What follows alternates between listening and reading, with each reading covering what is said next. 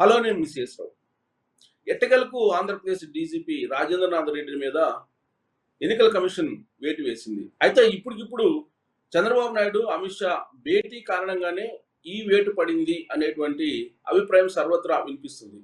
అదొక కారణం కావచ్చు కానీ ఎన్నికల కమిషన్ గత కొన్ని రోజుల నుంచి కూడా రాజేంద్రనాథ్ రెడ్డి వ్యవహారం చూస్తూ ఉంది, గమనిస్తూ ఉంది. రాష్ట్ర వ్యాప్తంగా అనేకమైనటువంటి సంఘటనలు జరిగాయి. ఏకపక్షంగా వైఎస్ఆర్ కాంగ్రెస్ పార్టీకి అనుకూలంగా ఆయన వ్యవహరిస్తూ ఉన్నారు అనే దానికి కొన్ని సంఘటనలను మనం ఉదాహరించుకోవచ్చు. వాటిల్లో చిత్తూరు జిల్లా పుంగనూరులో జరిగినటువంటి సంఘటన ప్రధానంగా కనిపిస్తూ ఉంది. అక్కడ రామచంద్ర యాదవ్ స్వతంత్ర పార్టీ పెట్టుకున్నారు, సొంత పార్టీ నుంచి ఆయన పోటీ చేస్తున్నారు. ఈ మధ్య కాలంలో వైఎస్ఆర్ కాంగ్రెస్ పార్టీకి సంబంధించినటువంటి వాళ్ళు రామచంద్ర యాదవ్ అలాగే ఆయన అనుచరులను దాడి చేయడం జరిగింది. ఆ సందర్భంగా పోలీస్ స్టేషన్ కి రామచంద్ర యాదవ్ వెళ్లడం జరిగింది అనుచరులతోటి. ఆ సందర్భంగా వాళ్ళ వెహికల్స్ నే పోలీసులు ఎదుటే తగలబెట్టినటువంటి సంఘటన ఆంధ్రప్రదేశ్ పోలీసులకు సంబంధించిన పక్షపాత వైఖరి ఏ విధంగా ఉంది అనే దానికి అదొక నిదర్శనం. అలాగే విజయవాడ, ప్రత్యేకించి మచిలీపట్నం చూస్తే కనుక మచిలీపట్నంలో మాజీ మంత్రి కొల్లు రవీంద్ర అనుచరులు ఆయన మీద దాడి చేయడానికి కిట్టు అంటే మాజీ మంత్రి పేరు నానికి సంబంధించినటువంటి పేరు నాని కుమారుడు కిట్టు మచిలీపట్నంలో పోటీ చేస్తున్నారు. వాళ్ళ అనుచరులు తెలుగుదేశం పార్టీ వాళ్ళ మీద నేరుగా వాళ్ళ పార్టీ ఆఫీసులకే వెళ్ళి దాడులు చేసినటువంటి సందర్భం. అయితే ఆ సందర్భంగా తెలుగుదేశం పార్టీ వాళ్ళ మీద తిరిగి కేసులు పెట్టినటువంటి విషయం మనందరికి కూడా తెలిసిందే. ఇక రాజేంద్రనాథ్ రెడ్డి సంబంధించి మొత్తం లా అండ్ ఆర్డర్ సిచ్యువేషన్ అంతా కూడా డీజీపీ కాబట్టి ఆయన అండర్లోనే ఉంటుంది. ఆయన టోటల్ గా జగన్మోహన్ రెడ్డి సేవలో తరిస్తున్నారు అనేటువంటి ఆరోపణలు మొదటి నుంచి కూడా ఆయన ఎదుర్కొంటున్నారు. విపక్షాలన్నీ కూడా అనేక సందర్భాల్లో ఇప్పటికే ఆయన మీద కంప్లైంట్ చేసినాయి. కేంద్ర ఎన్నికల కమిషన్ చేసినాయి, రాష్ట్ర ఎన్నికల కమిషన్ కూడా కంప్లైంట్ చేయడం జరిగింది. అయినప్పటికీ కూడా కేంద్ర ఎన్నికల సంఘం కానీ రాష్ట్ర ఎన్నికల సంఘం కానీ చర్యలు తీసుకోకపోవడంతో ఆంధ్రప్రదేశ్ లో వైఎస్ఆర్ కాంగ్రెస్ పార్టీకి సంబంధించినటువంటి వాళ్ళు రెచ్చిపోతున్నారు అనేటువంటి ఒక అభిప్రాయం తెలుగుదేశం పార్టీలో అలాగే బీజేపీలో కానీ జనసేనలో కానీ కలిగింది. ఇలాంటి పరిస్థితుల్లో ఎలక్షన్ చేయటం కష్టము అనేటువంటి అభిప్రాయానికి వచ్చిన తర్వాత కేంద్ర హోంశాఖ మంత్రి ఉన్నటువంటి అమిత్ షా ధర్మవరం సభకు వచ్చిన సందర్భంగా చంద్రబాబు నాయుడు ఒక నివేదికని ఇచ్చారని కూడా తెలుస్తుంది. అయితే ఆ నివేదికని ఫార్వర్డ్ చేస్తుంటారు. బట్ ఓవరాల్ గా చూస్తే కనుక దేశవ్యాప్తంగా కూడా కేంద్ర ఎన్నికల సంఘం, రాష్ట్ర ఎన్నికల సంఘం పరిధిలోనే టోటల్ యంత్రాంగం ఉంటుంది కాబట్టి వాస్తవంగా ఆంధ్రప్రదేశ్ కి ప్రత్యేక పరిశీలకుడుగా మిశ్రా వచ్చారు దాదాపు 3 వీక్స్ బ్యాక్. అప్పటి నుంచి కూడా ఆయన ఆంధ్రప్రదేశ్ లో ఏం జరుగుతుంది అనేటువంటి అంశాల మీద ఒక ప్రత్యేకమైనటువంటి నివేదికను ఇచ్చినటువంటి విషయం ఆల్రెడీ మనం ఒక వీడియో కూడా చేయడం జరిగింది. ఆ నివేదిక మీద కేంద్ర ఎన్నికల సంఘం, రాష్ట్ర ఎన్నికల సంఘం కసరత్తు చేస్తూనే ఉంది చాలా కాలంగా కూడా. అయితే నిర్ణయం అయితే స్లో అయింది. నిర్ణయం స్లో కావడంతో పాటు ఇక ఎన్నికలు అయిపోయేంత వరకు కూడా రాజేంద్రనాథ్ రెడ్డి డీజీపీగా ఉంటారు అనేటువంటి అభిప్రాయం కూడా కలిగింది. వాస్తవంగా శనివారం రోజు డీజీపీ బదిలీ అనేటువంటి ఒక వీడియో కూడా మనం వైల్డ్ వోల్ఫ్ నుంచి చేయడం జరిగింది. అయితే దానికి సంబంధించి చాలా మంది కామెంట్ కూడా చేశారు.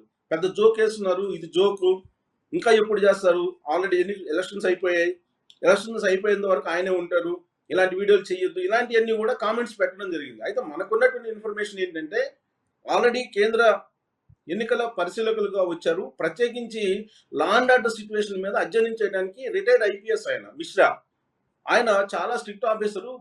అప్పట్లో ఐపీఎస్ గా ఆయన ఉన్నప్పుడు, డ్యూటీలో ఉన్నప్పుడు, విధుల్లో ఉన్నప్పుడు, ఆ తర్వాత పదవి విరమణ చేసిన తర్వాత ఆయన ఇప్పుడు పరిశీలకులుగా వచ్చారు ఆంధ్రప్రదేశ్ కి.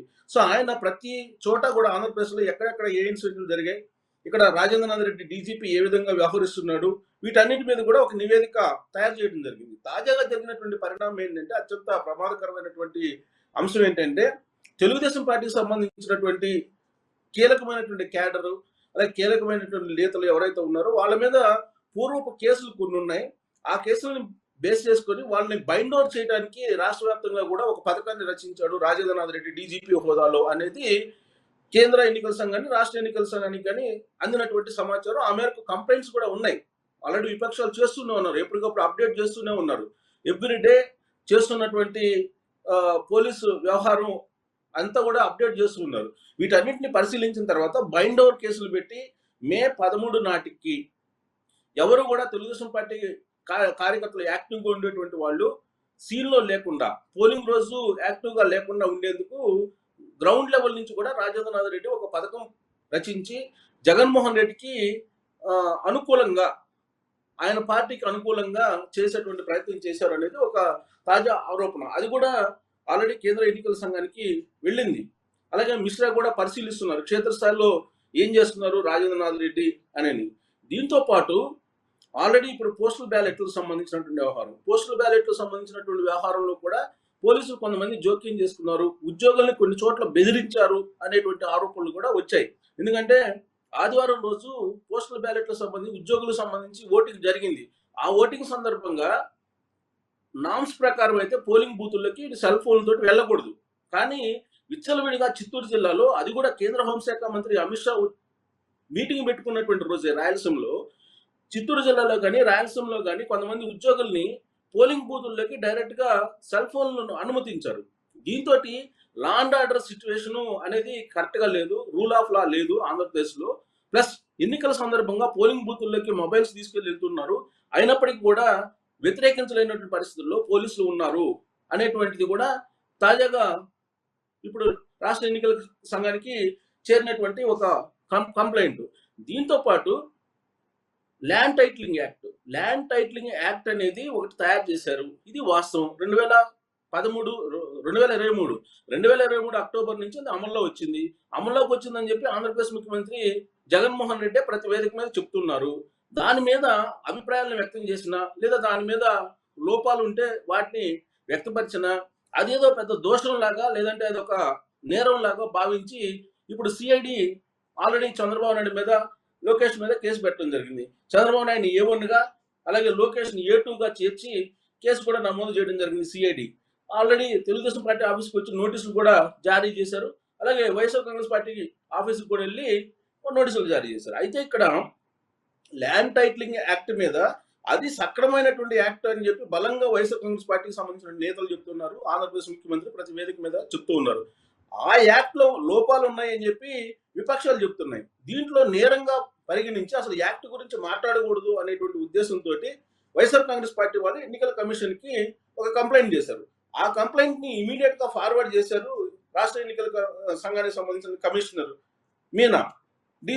చీఫ్ సెక్రటరీకి బదిలీ చేస్తే చీఫ్ సెక్రటరీ ఇమీడియట్ గా డీజీపీ రాజేంద్రనాథ్ రెడ్డికి ఇస్తే రాజేంద్రనాథ్ రెడ్డి యుద్ధ ప్రాతిపదికన సిఐడికి అప్పచెప్పి సిఐడి వాళ్ళని పురమాయించారు. సిఐడి వాళ్ళు చంద్రబాబు నాయుడు మీద A1గా, లోకేష్ మీద A2గా చేర్చి ఆ కేసు ఇన్వెస్టిగేషన్ లో భాగంగా చాలా స్పీడ్ గా వెళ్తున్నటువంటి పరిస్థితి. ఇలాంటి సమయంలో ఒక భయానకమైనటువంటి వాతావరణం రాష్ట్రంలో ఏర్పడింది. ఎందుకంటే చంద్రబాబు నాయుడు లోకేష్కే భద్రత లేదు, చంద్రబాబు నాయుడు లోకేష్ మీదే కేసులు పెడితే ఇక మా పరిస్థితి ఏంటి అనేది సహజంగా తెలుగుదేశం పార్టీకి సంబంధించిన కార్యకర్తల్లో ఒక రకమైనటువంటి భయాందోళనలు ఉంటాయి. ఈ విషయాన్నే అమిత్ షా తోటి కలిసి చంద్రబాబు నాయుడు చెప్పినట్టు ఒక మొత్తం ఈ రీసెంట్ గా మొత్తం ఆంధ్రప్రదేశ్ లో జరిగినటువంటి సంఘటనలన్నింటినీ కూడా ఆయన రివ్యూ చేసినటువంటి క్రమంలో వన్ సైడ్ గా పోలీసులు వ్యవహరిస్తున్నారు, దానికి కారణం రాజేంద్రనాథ్ రెడ్డి అనేటువంటి ఒక అభిప్రాయాన్ని వ్యక్తం చేశారు. సో ఆల్రెడీ కంప్లైంట్స్ ఉన్నాయి. ప్లస్ ఆంధ్రప్రదేశ్ సంబంధించినటువంటి బీజేపీ అధ్యక్షురాలు పురంధరేశ్వరి దాదాపు 23 మంది మీద ఐపీఎస్ల మీద కానీ ఐఏఎస్ల మీద కానీ కంప్లైంట్ చేయడం జరిగింది. ఎప్పుడో దాదాపు 20 రోజుల క్రితం. ఆ లిస్ట్ లో రాజేంద్రనాథ్ రెడ్డి ఉన్నారు, అలాగే ఇప్పుడు ఉన్నటువంటి సిఎస్ జవహర్ రెడ్డి పేరు కూడా ఉంది. కానీ వాళ్ళ మీద ఇప్పటి వరకు చర్యలు తీసుకోలేదు. చర్యలు తీసుకోకపోవడానికి కారణం ఏంటంటే జగన్మోహన్ రెడ్డి ఢిల్లీలో చక్రం తిప్పుతున్నారు పిఎంఓ ఆఫీస్ నుంచి అనేది ఒకటి వినిపిస్తుంది. పైగా ఇప్పుడు కూటమి పొత్తు ధర్మాన్ని పాటించట్లేదు అనేది బీజేపీ మీద వస్తున్నటువంటి అలిగేషన్. తాజాగా మనం అనకాపల్లిలో తీసుకుంటే, అనకాపల్లిలో బీజేపీ ఎంపీ అభ్యర్థిగా పోటీ చేస్తున్నటువంటి కూటమి అభ్యర్థి రమేష్ కూడా లాస్ట్ కి శాంతి భద్రతలు ఇవ్వలేనటువంటి పరిస్థితుల్లో ఆంధ్రప్రదేశ్ పోలీసులు ఉన్నారు. అక్కడ బీజేపీ అభ్యర్థిని ఇంటి మీదకి వెళ్లి వైఎస్ఆర్ కాంగ్రెస్ పార్టీ సంబంధించినటువంటి క్యాడర్ విచ్చలవిడిగా దాడి చేయడం జరిగింది, కొట్టడం జరిగింది. ఆ సందర్భంగా అతనికి నైతిక ధైర్యం చెప్పడానికి వెళ్ళినటువంటి అక్కడ కూటమి అభ్యర్థి రమేష్, ఆయన మీద కూడా దాడి చేశారు వైఎస్ఆర్ కాంగ్రెస్ పార్టీకి సంబంధించినటువంటి క్యాడర్. అది మనం పోలీస్ స్టేషన్ తీసుకెళ్లారు, కానీ రమేష్ మీద దాడి జరిగినటువంటి వాళ్ళని ఎవరిని కూడా అదుపులోకి తీసుకోలేదు. సో ఈ సంఘటనలు ప్రధానంగా బీజేపీకి సంబంధించి ఎంపీ అభ్యర్థులకి రక్షణ లేకపోవడం, చంద్రబాబు నాయుడు లోకేష్ లాంటి వాళ్ళ మీదనే కేసులు పెట్టడం, తర్వాత ఆంధ్రప్రదేశ్ వ్యాప్తంగా ఆయా నియోజకవర్గాల్లో ఎవరైతే పోలింగ్ రోజు కీలకంగా ఉంటారో తెలుగుదేశం పార్టీకి సంబంధించినటువంటి లీడర్లు, వాళ్ళ మీద పాత కేసులు తోడి బైండోర్ కేసులు పెట్టడం, వాళ్ళని బయటికి రాకుండా పోలీస్ స్టేషన్లో బంధించాలి అనేటువంటి ఒక ఎత్తుగడ వేయటం, ఇవన్నీ కూడా ప్రమాదకరమైనటువంటి సంకేతాలు మే 13న జరిగేటువంటి పోలింగ్కి. అందుకే చంద్రబాబు నాయుడు కానీ లేదా జనసేన పార్టీకి సంబంధించి జనసేన పవన్ కళ్యాణ్ కానీ వీళ్ళు చాలా క్లియర్గా ఆంధ్రప్రదేశ్లో జరుగుతున్నటువంటి సంఘటనలన్నీ ఆంధ్రప్రదేశ్ పోలీసులు వ్యవహరిస్తున్నటువంటి పక్షపాత వైఖరిని కేంద్ర హోంశాఖ మంత్రికి చెప్పడం జరిగింది. బహుశా కేంద్ర హోంశాఖ మంత్రి అమిత్ షా కేంద్ర ఎన్నికల సంఘానికి ఫోన్ చేసి ఉండొచ్చు. సో ఉన్నటువంటి పరిస్థితి ఇలా ఉంది, చర్యలు ఎందుకు తీసుకోరు అని చెప్పి అడిగి ఉండొచ్చు. ఆల్రెడీ కంప్లైంట్స్ ఉన్నాయి. అలాగే ప్రత్యేక పరిశీలకుడికి వచ్చినటువంటి మిశ్రా ప్రత్యేకమైనటువంటి ఫైల్ను కూడా తయారు చేసి కేంద్ర ఎన్నికల సంఘానికి పంపించారు.